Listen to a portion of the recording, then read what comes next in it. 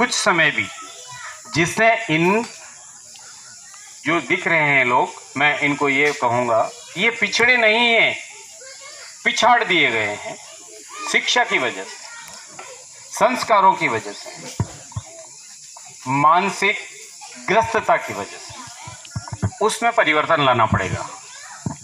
सच में अगर परिवर्तन लाए तो ये आने वाले टाइम में, आने वाले 20 साल कह लो आप, जो बच्चे आज पैदा हो रहे हैं, चल रहे हैं, उसमें आमूलचूल परिवर्तन नजर आएगा आपको। जो बेटियां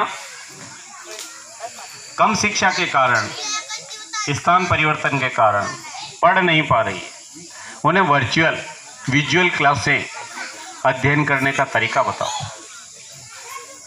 तो मैं बात सबसे पहले करूंगा सामाजिक उत्थान की।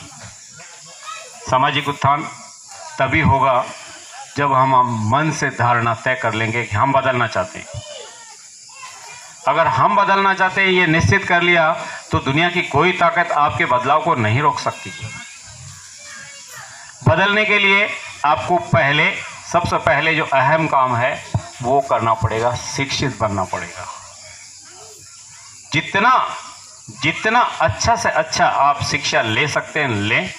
स्थान बदलना चाहें बदलें, पर शिक्षा में कमी मत आने दो। अगर शिक्षा में कमी रही तो ठीक वही स्थिति होती है कि बिना शिक्षा पशु समान। जैसे पशुओं में शिक्षा का अभाव होता है, बुद्धि का अभाव होता है, वो निर्णय नहीं ले पाते और उनका नियंत्रण सभी दूसरे जीव मनुष्य करते हैं। तो बिना शिक्षा के मनुष्य का नियंत्रण भी दूसरा ही आदमी करता है। तो उसे शिक्षित करने के लिए होने के लिए बाध्य करें घर परिवार वालों की, समाज वालों की, आस पड़ोसियों की। ये परम ड्यूटी है कि वो बच्चों को हमेशा उकसाएं कि तुम्हें बड़ा बनना है। दूसरा मैं बात करूंगा आस्था की। शिक्षित हो रहे हैं, शिक्षित होने के बाद में आस्तिक बने हुए हैं, और आस्तिकता अंधकार की ओर ले जाती है, और अंधकार आपके व्यक्तित्व को बंद कर देता है। अब मैं आपको एक छोटा सा उदाहरण देके बताता हूं। पहले के जमाने में, समय से पहले, जब आंखों की रोशनी चली जाती थी तो ये मान लिया जाता भगवान ने इतने ही दिन देखने के लिए दिए, अब अंधे ही होना पड़ेगा, इलाज नहीं था उसका। वर्तमान दौर में क्या हो रहा है कि ऑपरेशन हो रहा है, आंखों से देख पा रहे हैं, पर श्रेय कहां जा रहा है देखिएगा आप। एक वृद्ध व्यक्ति का या अधेड़ व्यक्ति का आंखों का ऑपरेशन करवाया गया। आंखों का ऑपरेशन करके सफल ऑपरेशन कर वो आ गए, घर पे आते हैं, और घर पे आके दूसरे दिन जब उसे दिखने लग जाता है तो आस के पास के मंदिर में जाते हैं और चढ़ावा चढ़ाते, मिठाइयाँ बांटते और कहते, भगवान तूने मेरे को देखने की आंखें दे दी, मैं आपको धन्यवाद देता हूँ। ये बातें कौन देख रहा है? जिस डॉक्टर ने ऑपरेशन किया उसका कंपाउंडर। उसने देखा कि ये सारा जिसका ऑपरेशन हुआ उसने ऐसा किया। वो जाके डॉक्टर साहब को बोलता है कि डॉक्टर साहब, आपने जिसका ऑपरेशन किया था, आपके बारे में तो एक भी शब्द नहीं बोला उसने बोला भगवान को जाकर के मिठाइयाँ बांट रही है, पंडित को पैसा दे रही है और कह रहे हैं कि भगवान ने आंखों की रोशनी दे दी। डॉक्टर का जवाब सुनिए। डॉक्टर ने कहा कि तुम सही कह रहे हो, और वो भी सही कह रही है। मैंने उसकी आंखों का ऑपरेशन किया, दिमाग का नहीं किया ना। उसका खराब तो दिमाग है।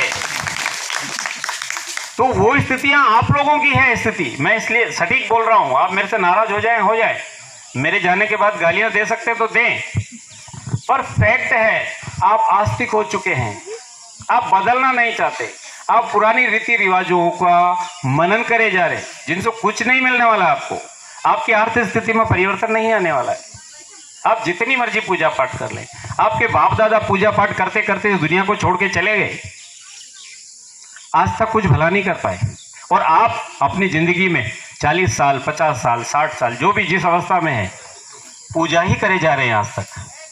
पर मिला क्या? प्रश्न तो करो आप अपने आप से। अरे आप सुबह से शाम तक मजदूरी करने जाते हो तो मापना करते हो, मापन करते हो कि मैं 100 रुपये का मजदूर हूँ या मैं 500 का हूँ या 5000 का हूँ। आपने आकलन किया है उसका कि इतने पैसे का मैं आज का मजदूर हूँ। आप कई सालों से अपना समय व्यर्थ करे जा रहे हैं, देवी देवताओं को मनाए जा रहे हैं, न जाने कितने आडंबर और रीति रिवाजों को ढोए जा रहे हैं। उस पे आकलन तो करो कि उसके बदले आपको मिला क्या है। अगर नहीं मिला तो उसको बंद कर देना चाहिए आप लोगों को, और नहीं बंद करोगे तो आपकी गरीबी का यही कारण है। यही कारण है कि आप बहुत सारा पैसा कमा के ला रहे हो और बेवजह के रीति रिवाजों पर खर्च करे जा रहे हैं। आपके बच्चों का शिक्षा का क्षेत्र रुक गया है।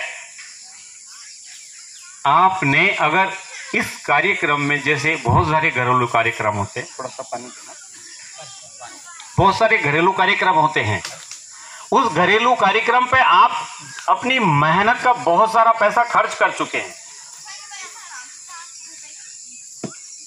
आपके पास और पैसा नहीं है खर्च करने के लिए। आप क्या करते हैं, आप अपने बच्चों की पढ़ाई रोक देते हैं। वो बाहर जाके पढ़ना चाहता है, उसको रोक देते हैं। आप कहते हैं पैसे नहीं है, पर इस समाज में कुरीतियों के नाम पर, रीति रिवाजों के नाम पर पैसा लुटाने के लिए आप, क्योंकि वहां आपको इज्जत की पड़ी कि मेरी इज्जत है। आपकी इज्जत को कोई नहीं देखने वाला। अगर आपका बच्चा लायक नहीं बना तो, अगर आपने अपने बच्चे को योग्य नहीं बनाया तो आपकी इज्जत धरी रह गई। मैं आपसे विनम्रता निवेदन करूंगा कि पैसे बचा करके बहुत सारा इकट्ठा करके रखने में विश्वास मत करो।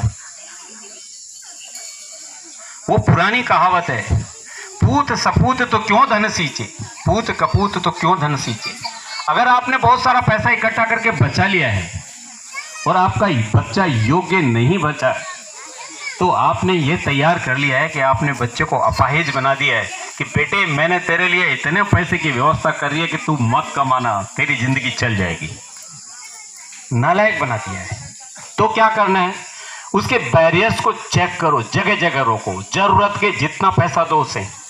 अगर जरूरत से ज़्यादा पैसा दे दिया तो वो योग्यता हासिल नहीं कर पाएगा। योग्यता का मापना केवल नौकरी करना ही नहीं है। योग्यता का मापन है कि उसके दिमाग में इतनी शक्तियां छुपी हुई है, इतनी शक्तियां छुपी है जिसके बारे में आपको अंदाजा नहीं है। इस संसार का सबसे शक्तिशाली अगर कोई जीव है तो वो मनुष्य, और वो सब आप लोग हैं। कोई मुझे ये कह दे कि मैं इस दुनिया का सबसे निरीह व्यक्ति हूँ, मेरे में दिमाग नहीं है, वो मेरे से आकर के मिल ले कभी समय निकाल करके, मैं उसे ये साबित कर दूंगा, ये बता दूंगा, ये मजबूर कर दूंगा कि वो दुनिया का सर्वश्रेष्ठ आदमी है। मैं आपका अमूल्य समय नहीं लूंगा, लेकिन अगर आप वास्तव में सामाजिक उत्थान चाहते हो, आप अपनी गरीबी से मुक्त होना चाहते हो, तो आपको वो करना पड़ेगा जो आज तक नहीं किया। आज तक नहीं किया आपने। अब मैं बात करूंगा बामसेफ की कुछ बातें। बामसेफ एक संगठन है जो सामाजिक उत्थान को आमूलचूल परिवर्तन करेगा। उसके कैडर की क्लासें लो, उससे क्या होगा, हमारा जो मन है ना, मन वो बहुत निर्मल है। इसमें जो डालो वो स्वीकार कर लेता है, कुछ भी बहस नहीं करता है। क्यों नहीं करता है? क्योंकि ये बिल्कुल निर्मल है। आज 5 आदमियों का दिमाग 5 मिनट में कोई परिवर्तन कर देता है, फिर दूसरे दिन दूसरे आदमी से मिलते हैं, दोबारा फिर परिवर्तित हो जाता है। वो तय ही नहीं कर पाता कि मैं ये मानूं तो क्यों मानूं, कारण क्या है इसके पीछे। वो जबरदस्ती उनका फॉलोअर बनना चाहता है, डरता है वो किसी भी नए डिसीजन लेने से। तो कैडर क्लास आप लेंगे ना, तो आप में स्नेह स्नेह स्नेह स्नेह परिवर्तन आएगा। आप इन परिवर्तन के कारण आने वाली आपकी जो जनरेशन है नई, उसमें परिवर्तन देखेंगे, उसमें परिवर्तन देखेंगे। मैं आप सबसे आग्रह करता हूं, अभी आप कुछ लोग विद्वान हैं, वो बात अलग है। अभी शाम होने के साथ में रात को 11 बजे किसी को कह दिया जाए कि जाओ इस जंगल में और उस दूसरे घर में जाके आओ, और फिर साथ में कह दिया देखो सावधानी से जाना, वहाँ भूत मिल सकता है, वहाँ बहुत सारे लोगों के साथ उसने चोट कर दी है। अब बताओ फिर कितने लोग तैयार होंगे? फिर शायद ही नहीं तैयार होगा, क्योंकि आपने डर की बात पहले कर दी उनसे। जब डर की बात कर दोगे और एकांत में भेजोगे तो वो उसकी हिम्मत नहीं पड़ेगी। तो ये स्थितियां आपने अपने परिवार में कर रखी है सबकी, पहले से ही कुरीतियां ऐसी डाल रखी है कि उससे बाहर निकलना नहीं चाहते, निकलना पड़ेगा। तीसरी बात मैं करूंगा संगठित रहने। संगठित है, अभी कहने के लिए आप 150 लोग बैठे हैं, पर संगठित नहीं है, फैक्ट है। एक दूसरे से किसी न किसी बात पे चिढ़ा हुआ है और वो उसको नीचे गिराना चाहता है। इस भावना को आपको बदलना पड़ेगा। आपका पड़ोसी आपसे किसी बात से नाराज है तो उसे परमानेंट दुश्मनी मत रखो। यस, आपकी किसी बात से नाराज है वो बात अलग है, पर अगर कोई दूसरा उसे तंग कर रहा है वहां खड़े हो जाओ। इसको कहते हैं संगठन। या बैठ गए बात करके घर चले गए, ये संगठन नहीं है। आपको किस बात के लिए तैयार रहना पड़ेगा? संघर्ष करने के लिए। संघर्ष कब करना पड़ेगा? जब किसी पर आफत आएगी। आफत नहीं आएगी तो संघर्ष करने की जरूरत ही नहीं। तो संगठित रहने का मतलब है कि आप किसी भी परिस्थिति में उनका साथ दें। किसका? जो आपका हितैषी नहीं है उसका भी। अगर आप वास्तव में दुश्मन को मित्र बनाना चाहते हैं तो दुश्मन की मदद करनी पड़ेगी, पर पहचानो वो दुश्मन कैसा है। कहीं ऐसा तो नहीं है कि आजीवन आपको गुलाम बनाए रखना चाहता है। अगर वो वैसा है तो उसको बाइकाट कर दो, उसका साथ नहीं देना। किसका साथ देना है? अपने समाज का, अपने समूह का, मूल निवासी प्रचार विचारधारा का। तुम्हें ऐसी और ऐसी बना दिया गया, मैं बहुत ज्यादा बात नहीं करूंगा, बना दिया गया है, तुम हो नहीं। इस बात को तुम्हें तय करना पड़ेगा कि क्यों बना दिया। प्रश्न करना पड़ेगा खुद से, कोई दूसरा नहीं करेगा आपसे, कि क्यों बने हम थे तो नहीं, फिर बने कैसे। आखिरी में बात करूंगा, जीवन अनमोल है, इसे यूं ही व्यर्थ मत करो। अगर आपके पास किसी चीज की कमी है, ज्ञान का अभाव है, तो जहां से वो मिलता है वहां से लो, अनुसरण करो उसका। किसका करोगे अनुसरण? उसका जो आप में आमूलचूल परिवर्तन कर दे, आपकी परिस्थितियों को बदल दे, आपकी गरीबी से अमीरी में आपको परिवर्तित कर दे, आपकी सोच की क्षमता को बढ़ा दे। ऐसे लोगों का अनुसरण करो। अन्यथा अनुसरण और किसी का करोगे तो अपना जीवन व्यर्थ ही बर्बाद कर लोगे। मैं एक छोटी सी श्लोक से आपको बात करूंगा, कबीरदास जी के श्लोक से, कि हम कैसे मनुष्य हैं। कबीरा कहे ये जग अंधा, अंधी जैसे गाय, बछड़ा था सो मर गया, झूठी चाम चटाए। आप लोग वैसे ही परंपराओं के नियामक बने हुए हैं, दोषी बने हुए हैं। जैसे कबीरदास जी ने आज को 450 साल पहले कहा था, वो क्रांतिकारी दूत थे इस समाज के। वो और उनके समकालीन रैदास जी सामाजिक क्रांति के अग्रणी नेताओं में से थे। उन्होंने अपने आप को समाज हित में, सुधार हित में न्यौछावर कर दिया। ये शब्द बोले, ये शब्द का अर्थ बताता हूँ कि जैसे एक गाय का बछड़ा होता है और गाय को बछड़ा वो चाटती रहती है और दूध देती रहती है। जब बछड़ा मर जाता है तो उसका मालिक एक काठ का बछड़ा बनवाता है जिस पे चमड़ा चढ़वाता है और गाय के सामने खड़ा कर देता है, इसलिए कि वो गाय दूध देती रहे। इसलिए वो स्थिति आपकी हुई है। आप बदलो अपने आप को। आप उन परंपराओं को ढो रहे हैं जो आपके काम की नहीं है, उन परंपराओं को ढोए जा रहे हैं। अगर मैं बात करूं वर्तमान परिवर्तन की, तो आज बहुत से लोगों के हाथ में मोबाइल है। आपके बाप दादाओं से 500 हजारों पीढ़ियों में किसी के पास मोबाइल नहीं था। ये परिवर्तन कैसे स्वीकार कर लिया आपने? मतलब आप अपनी मर्जी के मालिक हैं। जहां आपको बदलने की जरूरत है वहां तो आप बदल जाते हैं, और जहां बदलने की जरूरत नहीं है वहां अड़ियल बने रहते हैं। तो ये आपको दकियानुसी परंपराओं को तोड़ना पड़ेगा। ये आपके सार्व हित में और सर्व, मैं कहूँगा कि संपूर्ण व्यक्तित्व में बदलाव लाने का एक मुहिम होगा। तो कैसे बदलाव लाएंगे? इसके आपको लिए बदलाव लाना पड़ेगा। कोई भी आपको कुछ भी कहे, बुद्ध ने कहा है ये बात कि किसी की बात को यूं ही ना मान लें। आप क्या करें? जब भी कोई भी आपको कोई प्रवचन दे, ज्ञान दे, तो उस पर कारण जानो कि ऐसा मैं क्यों करूं। अगर आपने एक कारण जानने की कोशिश कर ली ना तो आप बदल जाएंगे। अब मैं बात करूं डॉक्टर B.R. अम्बेडकर की। आप सब फॉलोअर हैं, मुझे अच्छी तरह से पता है, आप सब फॉलोअर हैं उनके, होना भी चाहिए, पर क्या कंप्लीट फॉलोअर हैं? यहाँ प्रश्न पैदा होता है आपके पास, क्या कंप्लीट फॉलोअर है? अगर कोई फॉलो करता है तो क्या उन्होंने 22 प्रतिज्ञाएं आपने पढ़ी है? और अगर पढ़ी है तो क्या मनन किया है उस पर कि उन्होंने ये प्रतिज्ञाएं क्यों ली थी, और वो प्रतिज्ञाएं ली थी उसके पीछे कारण क्या था? क्या मैं भी ये प्रतिज्ञाएं ले लूं, और अगर नहीं लिया तो क्या मैं उनका वास्तव में फॉलोअर हूं? ये आपको खुद को प्रश्न करना पड़ेगा। अगर आप बदलेंगे नहीं ना तो आप पे लोग राज करेंगे, याद रखिए।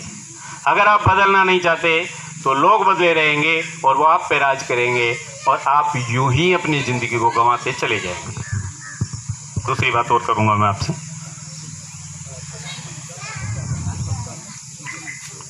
कि अगर आपने समय के साथ परिवर्तन नहीं किया, समय के साथ नहीं बदले, विचारधारा नहीं बदली, ज्ञान का ग्रहण नहीं किया, परिस्थितियों को अपने अनुकूल नहीं बनाया, तो आपकी आने वाली पीढ़ियां बदलाव में बहुत देरी महसूस करेगी। आप कभी नहीं चाहेंगे कि आपके बेटे, आपके बेटियां, आपके पोते, आने वाले जैसे आप जी रहे हैं वैसे जीवन जिए। क्या कोई चाहता है ऐसा? मुझे लगता है एक भी आदमी नहीं चाहेगा। क्यों? क्योंकि आपके पास वो चीज़ें नहीं है जो जीवन को बेहतरीन ढंग से जीने के लिए चाहिए, वो नहीं है आपके पास। तो क्या करना पड़ेगा? आपको खुद में आज ही परिवर्तन लाना पड़ेगा। क्या परिवर्तन? कि मेरा जीवन मैंने जितना जी लिया सफिशिएंट है, आगे का जीवन मैं इस समाज को बदलने के लिए संघर्षरत रहूंगा। सच मानिए, अगर आपने संघर्ष किया तो आने वाली आपकी पीढ़ियां, आपके पौत्र, आपके गांव वाले आपका गुणगान करेंगे, जैसे आज आप लोग बिरसा मुंडा का गुणगान करते हैं, जैसे आज हम डॉक्टर B.R. अम्बेडकर का गुणगान करते हैं, साहू जी महाराज का करते हैं, सावित्रीबाई फूले का करते हैं। क्यों करते हैं? क्योंकि उन्होंने संघर्ष किया। क्या आप अपने जीवन के कुछ हिस्से में संघर्ष नहीं कर सकते? अगर नहीं कर सकते तो मनुष्य होने का निमित्त मात्र हैं आप। जन्म लिया और मृत्यु को प्राप्त हुआ और चले गए। तो अगर वास्तव में आप चाहते हैं कि आने वाली पीढ़ियां आपको याद करें तो महापुरुषों के जीवन पथ पर चल पड़ो। अब आपके पास समय नहीं है गंवाने के लिए, और अगर नहीं कर पाए तो फिर मान लो इस दुनिया में आपके पूर्वजों की तरह जैसे वो हजारों साल से पीढ़ियों में ख़त्म हो गए, आप उनको याद नहीं करते, नाम भी पता नहीं है, 10 पीढ़ी के ऊपर का नाम भी पता नहीं, आपका भी नाम किसी को पता नहीं रहेगा। अगर आप चाहते हैं कि इसमें संपूर्ण आने वाले भविष्य में आप अमर रहें तो अमरता का काम यही है कि समाज हित में संघर्ष में जुट जाओ। धन्यवाद। जय भीम, जय बिरसा मुंडा। Thank you.